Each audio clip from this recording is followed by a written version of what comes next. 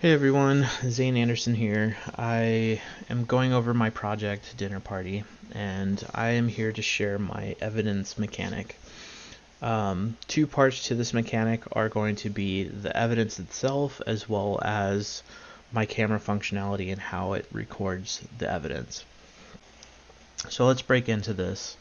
What I have here is I have an evidence 1, which is my severed feet, and then I have evidence 2, which is my organ jars. On my camera, as you can see, it updates in live view. I have two modes. I have camera mode, which has the 9 squares, and then I have the record mode, which has the recording icon. So let's first go over the camera mode. I'm going to do the feet. So take a picture, two pictures. One is to register it's the object I'm investigating. Oh, I lost my lights. And then the second one actually registers, hey, this is the current evidence. So we're gonna move over here. That chime that you heard was me collecting the evidence. And now we're gonna switch to recording mode. And so recording mode doesn't work like this does. So like I'll take a picture and it doesn't do anything, no chime, nothing. But if I switch to recording mode, now I have a timer if it registers that it's an actual thing. So if I were to quit doing that, so I have it set currently to the 3 seconds. So in the game time, it should show 3 seconds here shortly. So right now I'm at 2.5 seconds, but right about now we'll hear the chime. There it is. And that lets me know that, hey, I've recorded the evidence. All right, so here we go. I have this is my BP evidence. Going over my evidence, I have a string for the evidence. It's instance editable. My enumerator for the camera mode. This is my required mode, also instance editable. Time to capture, which is also instance editable. It's a float.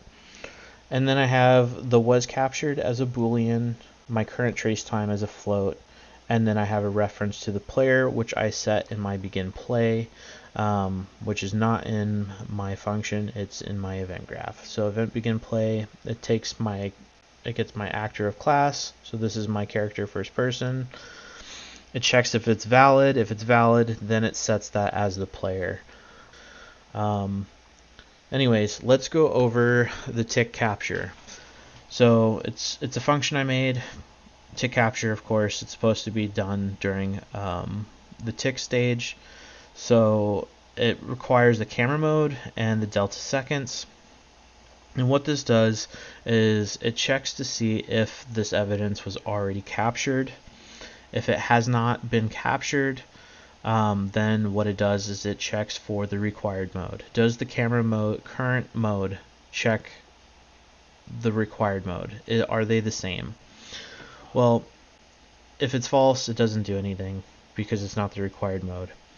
If it's true, though, it takes the current trace time and it starts tracing. So it's taking the delta seconds or the world delta seconds and it's adding it to the current trace time, which it starts off at 0 by default, and then it sets the current trace time. This is what helps it expand over time. And then it does another check. Does the current trace time meet or exceed the time to capture? And I'll go over this, why that's important here in a moment. If it's false, it wasn't captured. If it's true, it plays the shutter sound. It's supposed to notify the player, however, for some reason, it will not notify this widget, so I have to figure out why it's not doing that, despite getting the widget from the player. And then it takes evidence, which is a string here that you're supposed to set, and it adds it to the player's evidence list. And that helps the player at the very end when it's calculating how much evidence has been collected. It basically just does a length check on the evidence list. And then it sets the was captured to true and returns that. So every time that this is run again, oh, hey, it's true. Okay, just move on. I also have my reset trace time here, which all it does is set the current trace time to 0. I mean, it resets the trace time. That's the whole purpose behind it. Let's go over the evidence here. So I have it selected currently, but let's show those instance editables here. So I have severed feet, and so my evidence says severed feet, and then the required mode is the camera mode, and the time to capture is 0. Well, it doesn't make sense to have snaps take 3 seconds to complete, so I just set it to 0. It should beat it every single time. And then that works. And then same thing over here. It's my evidence overlaps the whole thing. This is so you can record the entire space. It requires the record mode, so taking pictures won't help, but recording a video will. And then it's labeled organ jars, and then the time to capture is 3 seconds. So as long as that timer meets or beats 3 seconds, it'll capture the evidence. And then it'll quit timing. So that's how you know. You'll get your camera shutter sound, and then that works. Alright, now let's go over the camera. So with the camera, I have all this mumbo jumbo, this battery drain, the battery status. That's not really what I'm going over. This part here is important. So this takes the camera mode and it updates the screen. This is the screen on the camera's widget, so you can tell if you're in the camera mode or if you're in the screen HUD reference. Or in the record mode, I mean. So it toggles that, and then it updates the screen HUD reference based on the mode. With that, I have the camera mode's action, which is the snap record. It does a trace. Here's the evidence trace, and then on the next tick, it removes the trace, so you're no longer tracing. On the start record, this is only in the recording stage, so if you're not in the camera mode but you're in record mode or video mode, this is what it does instead of snap record. It does basically the video recording, but it says that yes, I want to trace. It sets the visibility of the recording time to true or visible, and then it sets the time to the current trace time, so it's constantly updating every single time. So every 0.1 seconds, this is the set timer by event, and it's my trace timer, and it's doing the evidence trace. Now, when I decide to stop recording, it turns off the trace, it removes the text record time, and then it removes this timer here. Let's go over the evidence trace because these functions call it. How this works is the evidence trace does a multi-box trace by channel. How multi-box trace by channel works is it sends out the trace and it returns an array of every single actor or collision that it's looking for back into an array. So instead of getting one object, you're getting multiple. It starts from the camera. It gets the camera's rotation, so it knows, hey, the camera is facing this direction. It's taking the world location as the start, and then it's taking the forward vector times the trace distance added to the world location, and then that's the end. So this way, no matter which direction I look, that's where I'm getting the evidence from.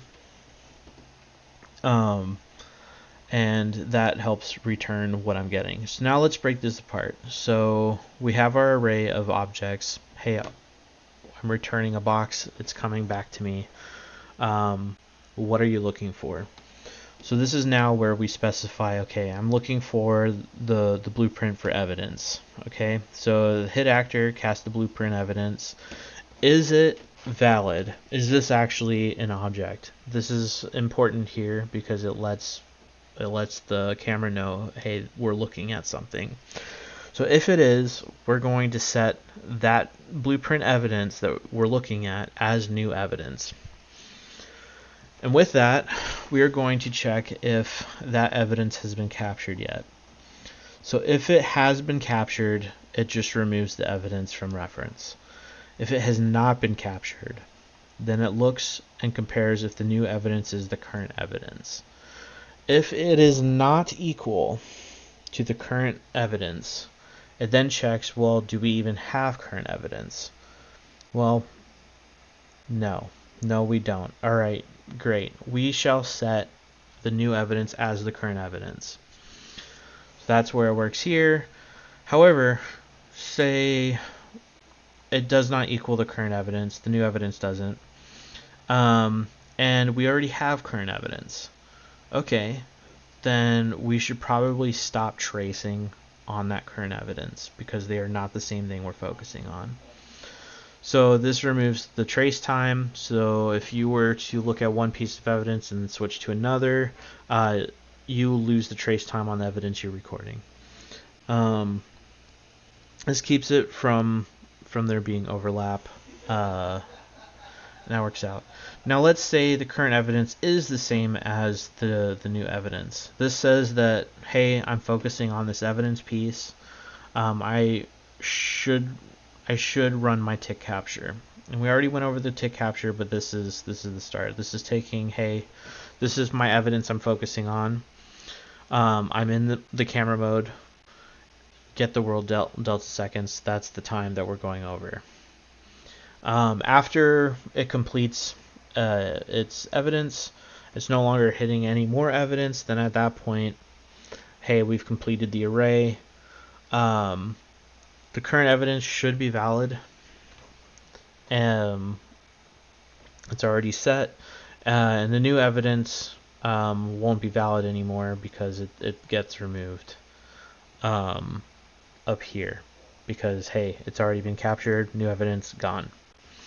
So new evidence is no longer valid, and then at that point, current evidence reference is set to none, so it is also no longer valid. This helps keep us from re-recording the same evidence, as well as clearing out evidence, so it doesn't have to be a thing in the future. Overall, challenging yet not impossible. If you guys know of a better way that would make this way easier, please let me know. Otherwise, this was the best solution I could come up with that seems to have worked in my favor. Thanks for following, and I look forward to hearing what you guys have to say.